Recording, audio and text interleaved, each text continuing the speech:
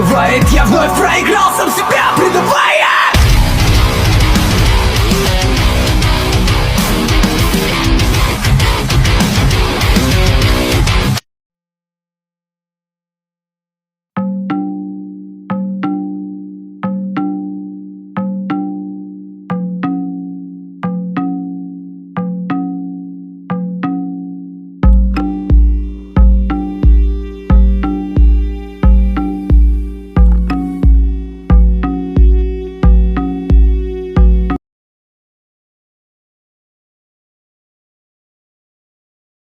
Assalamualaikum warahmatullahi wabarakatuh. Halo para lovers and haters dimanapun Anda berada, baik yang ada di alam nyata maupun alam gaib, apa kabarnya?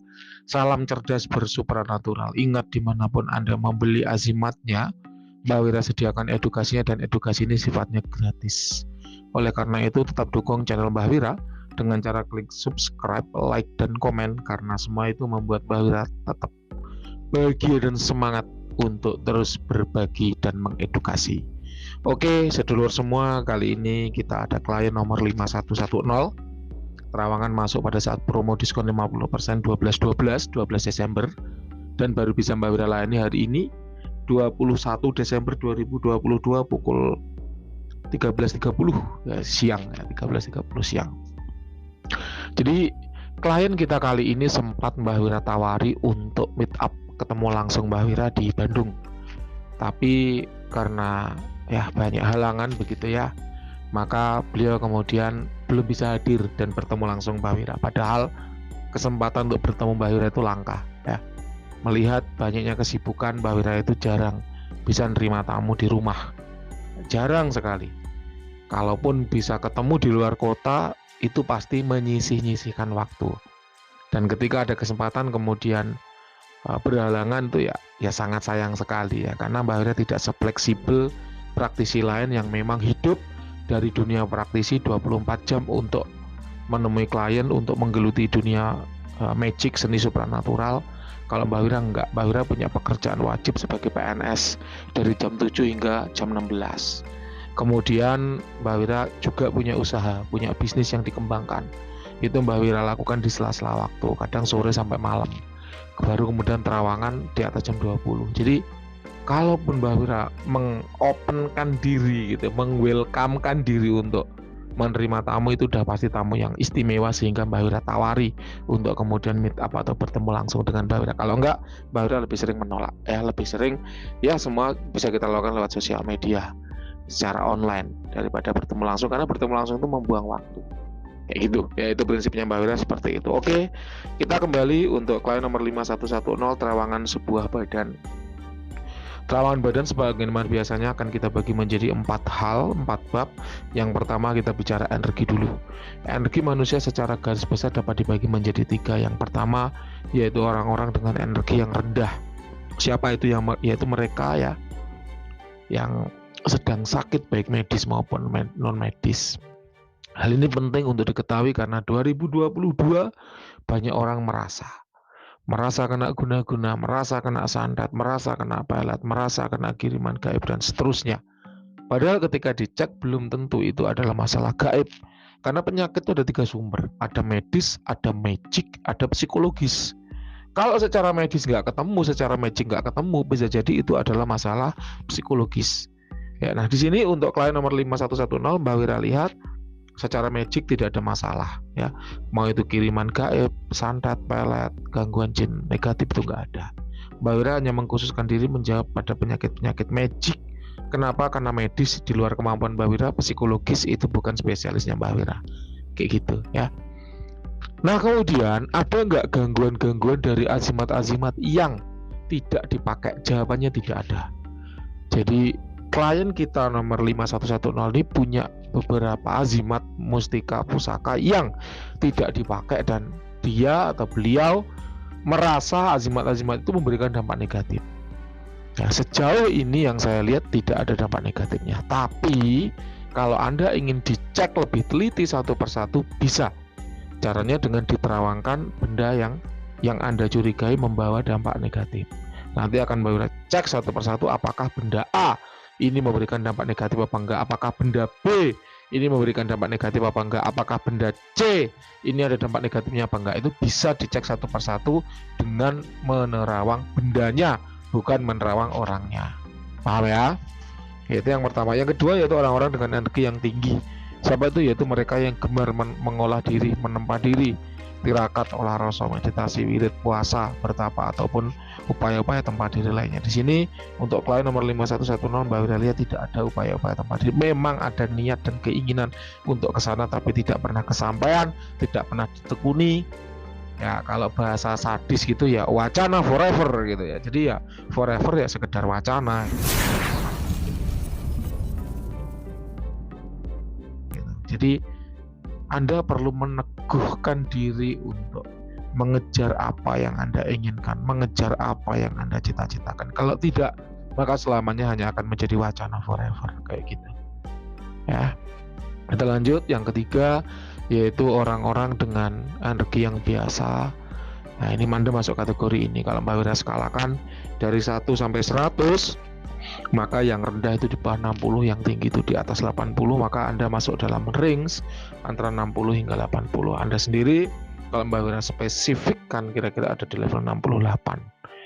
Sering lelah dalam bekerja, sering lelah dalam beraktivitas, kurang istirahat, sehingga tubuh Anda secara energi melemah. Benar apa salah? Silakan. Anda nanti boleh boleh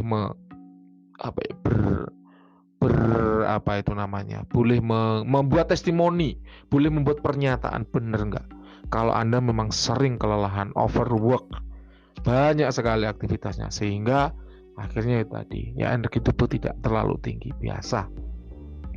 Nah, mungkin karena aktivitas yang banyak juga itulah Anda jadi kurang punya waktu untuk tirakat. Karena tirakat itu butuh waktu khusus, butuh niat khusus, butuh bimbingan khusus, sehingga dari belajar sampai lulus itu nggak ada distraksi, nggak ada gangguan. Mbak Wira sendiri banyak tirakat dulu saat masih bujang. Kenapa? Karena ketika kita sudah berkeluarga, kemudian kita mau tirakat, waduh, godaannya berat banget.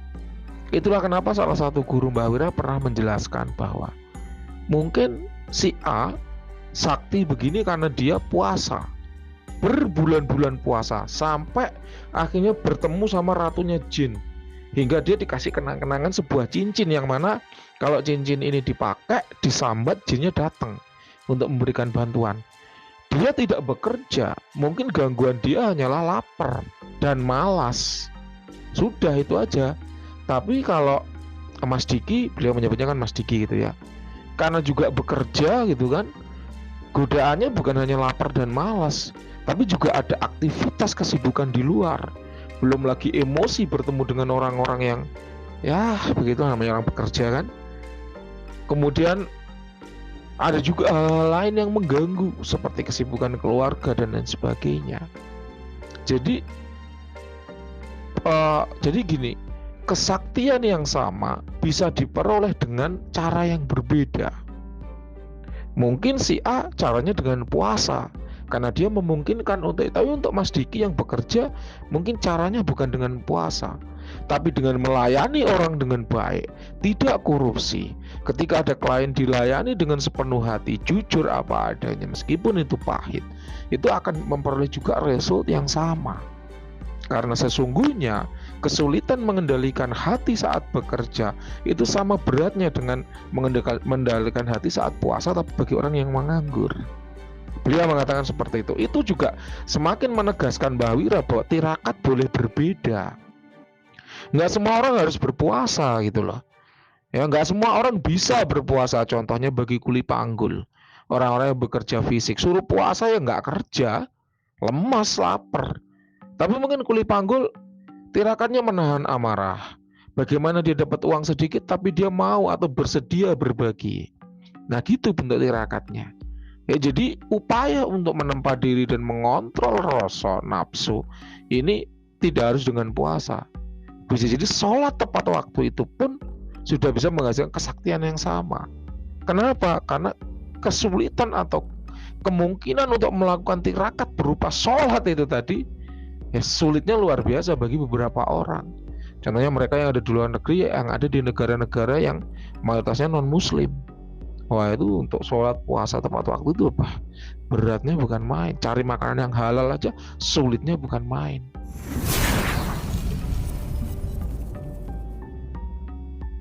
Ya, itu Mbak Wira paham gitu lah. Nah ini yang perlu Mbak Wira sampaikan untuk para pendengar semua. Yang kedua, kita bicara aura. Aura adalah manifestasi dari energi. Jadi saat energi yang ada di tubuh seseorang itu bervibrasi membentuk warna, maka warna itu yang kemudian kita sebut dengan aura. Untuk klien nomor 5110, aura hidupnya adalah biru. Anda memiliki aura pengasihan yang kuat. Anda sebenarnya orang yang baik, penuh dengan cinta dan kasih sayang. Tapi sebagaimana karakter orang biru, mereka karena saking sayangnya dengan diri sendiri dan orang lain, kemudian seringkali menjadi ragu-ragu. Ketika memutuskan apapun, ingin yang terbaik, banyak pertimbangan, sehingga terkesan lambat. Tapi nggak apa-apa, itu adalah satu paket. Orang dengan aura merah kalau memutuskan apa-apa cepet satset buat. Tapi di lain sisi terkesan menjadi tergesa-gesa dan tidak sabaran. Kalau Anda karena ingin yang terbaik, akhirnya banyak pertimbangan sehingga terkesan lambat. Kayak gitu. Jadi nggak apa-apa. Semua karakter pasti punya kelebihan dan kekurangannya. Aura biru pada Anda, pada diri Anda itu alamiah, membuat Anda mudah disenangi dan disukai oleh orang lain, membuat Anda mudah diterima dalam suatu komunitas, membuat Anda mudah akrab bahkan kepada orang yang baru dikenal sekalipun. Ya, silakan. Benar atau salah? Anda yang klarifikasi ke Mbak Wira ya. Yang ketiga, kita bicara cakra yang aktif. Mbak Wira merasakan cakra seks yang kuat pada diri Anda. Itu menunjukkan bahwa Anda memiliki semangat yang tinggi. Namun, karena mungkin banyaknya kesibukan yang Anda alami, banyaknya beban dan tanggung jawab yang harus Anda pikul, membuat semangat itu seringkali menjadi terhambat karena kekurangan waktu dan kesempatan ya. Kemudian Mbak Wira juga merasakan cakra tenggorokan yang aktif, yang mana itu membuat omongan Anda itu mudah dihormati, mudah diikuti oleh orang lain. Tapi sekali lagi, karena Anda orang yang penuh dengan pertimbangan, ingin yang terbaik, akhirnya orang menangkap omongan Anda menjadi sesuatu yang seperti atau seolah-olah ragu-ragu, kurang yakin, sehingga akhirnya mereka jadi kurang respect. Tapi itu nggak apa-apa, proses. Anda punya kelebihan itu ya, Anda punya kelebihan itu. Jadi kalau Anda mau mengasahnya dengan berarti kalau pertimbangan aku butuh banyak ilmu, sehingga ketika membuat suatu keputusan aku bisa cepat, sehingga tidak terkesan ragu-ragu dan ngambang, sehingga orang menjadi lebih respect terhadap diriku. Gitu caranya, seperti itu solusinya. Jadi Mbak Wira beri solusi sekalian atas masalah yang Anda alami. Yang terakhir yaitu ada tidaknya yang negatif di badan. Mbak Wira tidak menemukan ada yang negatif di badan Anda ya, baik itu yang berupa energi negatif atau energi negatif tidak ada. Kemudian terakhir untuk kodam badan, ini rumusnya ada dua ya. Rumus yang pertama yaitu Mbak Wira hanya membaca kodam yang benar-benar ada di badan. Kalau di luar badan tidak dibaca. Contoh, Mbak aku punya azimat A, B, C, D, E. Mana dari azimat-azimat ini yang kodamnya nempel di badan? Nah itu nggak kelihatan. Kenapa? Karena itu adalah kodam benda, ya, bukan kodam badan. Jadi tidak ikut dibaca. Mbak mana dari azimat A, B, C, D yang beri dampak negatif padaku? Itu kodam benda. Benda nggak dibaca, yang dibaca hanya yang ada di badan Anda. Ini Mbak Wira jelaskan dulu. Kemudian jangan minta Mbak Wira untuk bertanggung jawab atas omongan orang lain. Contoh, ada dukun A ngomong Anda punya kodam macan putih, Mbak Wira bilang tidak ada. Jangan nanti ada kalimat, Mbak kok katanya dukun A saya punya macan putih, kok kata Mbak Wira nggak ada. Silakan Anda tanya ke si dukun A tadi, kenapa kok dia bilang Anda punya kodam macan putih, kayak gitu. Misalnya lagi, Mbak katanya kodam B, katanya dukun B, saya punya kodam leluhur berupa kakek-kakek, kok kata Mbak Wira nggak ada. Nah ini silakan tanya ke dukun B kenapa kok dia bilang kayak gitu ya. Jadi apa jangan-jangan Mbak Wira yang nggak bisa nerawang? Oh tentu tidak. Kalau Anda ragu dengan kualitas terawangan Mbak Wira, cek video-video sebelumnya. Karena testimoni dari tiap terawangan ada di situ, udah Mbak Wira sertakan.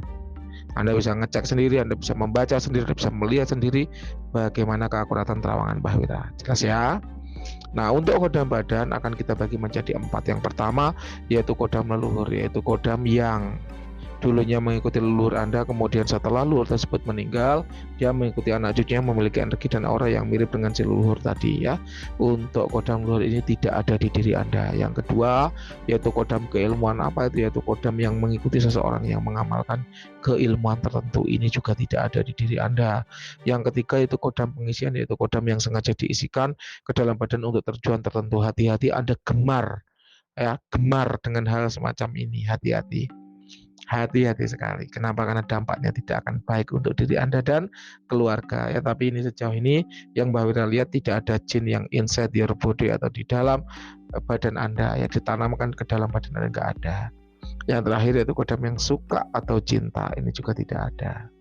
Oke, itu hal-hal yang bisa Mbak Wira sampaikan atas diri Anda. Ada beberapa pertanyaan yang Mbak Wira ingin membahas ya.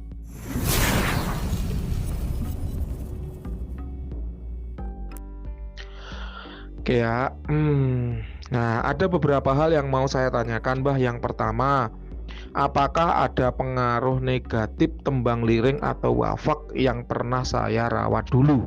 Untuk menjawab pertanyaan nomor 1, maka Mbah Wira harus nerawang tembang liring atau wafaknya, bukan menerawang badan Anda ya.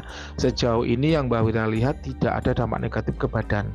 Tapi entahlah, bisa jadi berbeda ketika Mbah Wira melihat tembang liring atau wafaknya. Jadi harus Mbah Wira cek bendanya dulu, karena masing-masing benda membawa karakter energi yang berbeda-beda. Jadi Mbah Wira baru bisa ngomong setelah melihat bendanya. Jelas ya? Yang kedua, apakah pernah akibat perbuatan saya yang sengaja maupun tidak sengaja berakibat karma atau sumpah serapah orang terhadap saya sampai hari ini? Jawabannya pasti ada. Ya, jawabannya pasti ada. Bukan hanya Anda sendiri. Bahkan Mbah Wira pun pasti secara sengaja atau tidak sengaja pernah membangkitkan sumpah serapah orang lain. Pasti pernah. Kenapa kok seperti itu? Ya namanya manusia bersosial. Seringkali kita berbuat baik sebaik apapun, tetap ada yang ngehujat. Contohnya presiden, lihat itu. Ketika Presiden Soeharto naik, waduh, yang ngehujat berapa banyak. Bahkan mereka sampai demo, bahkan mereka sampai melengsarkan meminta presiden tersebut turun. Tapi begitu presiden tersebut turun, lihat sekarang memenya, piye kabare, cek penak zamanku toh. Artinya apa? Nah, artinya yang sekarang berarti tidak lebih baik daripada yang dulu. Karena nyatanya sampai ada meme piye kabare penak zamanku toh, kayak gitu. Jadi sengaja atau tidak sengaja pasti kita itu akan dihujat oleh orang lain. Kenapa? Karena kita punya prinsip. Orang baik itu tetap ada musuhnya, orang jahat tetap ada temennya. Mau sebaik apapun kita tetap dihujat, itulah manusia. Mbak Wira punya cerita untuk menjawab hujatan ini, menjawab hujatan. Jadi gini ceritanya. Ada seorang keluarga gitu yang terdiri dari suami dan istri gitu ya. Mereka pergi dari Surabaya sampai ke Tulungagung. Yang rute yang dilewati itu Surabaya, Mojokerto, Jombang gitu kan, habis itu Kediri, Tulungagung. Dari Surabaya, suami dan istri itu menunggang kedelai sampean apa? Keledai. Ya, dari Surabaya suami istri itu menunggang keledai. Nyampe Mojokerto ada orang ngomong, lihat itu suami istri itu jahat banget. Keledainya itu lo cuman satu dinaiki berdua, kok tega? Mendengar itu si suami merespon, suami turun dari keledainya. Kemudian perjalanan dilanjutkan. Nyampe Jombang ada orang lagi ngomong, lihat itu suami takut istri, istrinya dinaikkan keledai, suaminya jalan kaki. Yaitu suami takut istri. Ya udah, untuk menuruti omongan orang itu suaminya ganti naik, istrinya ganti turun. Jalan lagi. Nyampe Kediri ada lagi orang ngomong, lihat itu suaminya kok tega banget sama istrinya. Istrinya dibiarkan jalan, suaminya tega naik keledai sendiri. Salah lagi. Udahlah, naik berdua salah, suaminya naik salah, istrinya naik salah. Udah kita turun aja semuanya, kita jalan. keledainya jalan, suaminya jalan, istrinya juga jalan, paling adil. Nyampe Tulungagung dibilang lagi sama orang, lihat itu, suami sama istri pekok, gobloknya luar biasa, punya keledai kok nggak dinaikin, malah cuma dituntun. Fenomena itulah yang ada di masyarakat. Kita baik ya dihujat, kita jelek ya dihujat. Kita males-malesan nggak bekerja, misalnya lulus kuliah, kita nggak kerja kan, masih nunggu cari-cari kerja, dibilang sama tetangga, lihat itu anaknya si Pak X udah lulus kuliah pengangguran, rugi kuliah tinggi-tinggi ke kota, setelah lulus cuma jadi pengangguran, beban keluarga. Oke lah, kita udah bekerja, dibilang lagi, lihat itu anaknya si Pak X kerja bolosan, kerja bentar pulang nyampe rumah, kerja bentar pulang lagi nyampe rumah, nggak bisa lepas itu dari istrinya, maklum pengantin baru.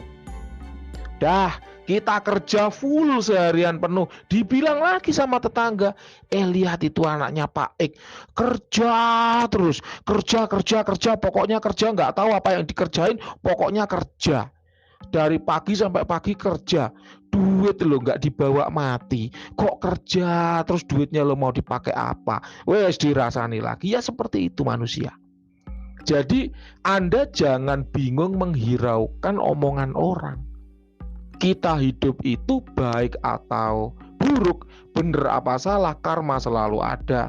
Kita baik banget, orang itu masih iri. Kita sukses banget, orang masih dengki. Kita gagal, orang juga nyorai, orang ngerasani, gosipin, gibain. Itu ya, itu yang bisa Mbak Wira sampaikan. Jadi Anda nggak usah heran, karma sumpah serapah itu selalu ada. Anda baik sekalipun orang nyumpahin Anda tetap ada gitu loh, karena iri, dengki dan sebagainya. Anda nggak usah kaget, ya itulah dunia gitu ya. Kita lanjut. Adakah hubungan antara keduanya, poin 1 dan 2, dengan kelahiran anak saya yang tidak normal? Ini Mbak Wira tidak berani bicara macam-macam ya, karena bagaimanapun juga buah hati itu adalah kebanggaan dari keluarga. Oleh karenanya apabila ada yang tidak normal, terima itu sebagai jalan hidup yang harus ditempuh. Ingat, Stephen Hawking pun tidak normal, tapi nyatanya dia menemukan sebuah teori yang bisa mematahkan teori relativitas ya. Anda bisa browsing siapa itu Stephen Hawking ya. Baik, kemudian yang terakhir, apakah wafak yang sudah tidak perlu saya rawat lagi? Adakah wafak yang sudah tidak perlu saya rawat lagi karena sudah ada penggantinya atau sudah tidak ada tuahnya? Jawabannya ya kita baru bisa tahu mana wafak yang sudah tidak ada tuahnya setelah diterawang wafaknya. Kalau nerawang badan nggak bisa ketahuan wafaknya gitu. Oke, itu untuk diri Anda semua sudah Mbak Wira kupas, yang bisa Mbak Wira sampaikan sudah Mbak Wira sampaikan ya. Terima kasih. Akhir kata, Assalamualaikum warahmatullahi wabarakatuh. Mohon maaf apabila ada kata-kata yang kurang berkenan. Selamat siang.